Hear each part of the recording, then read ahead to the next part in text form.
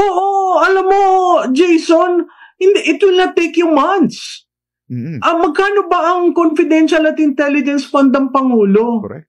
'Di ba? Nasa iyo ang makinarya, nasa iyo ang military, nasa iyo ang pulis. Bakit hindi pa andarin lahat ito so that we end up with, ito yung mga nagkasala. Ito yung mga big fish. Ako, I'm sorry to say, isang malaking pambubudol ito.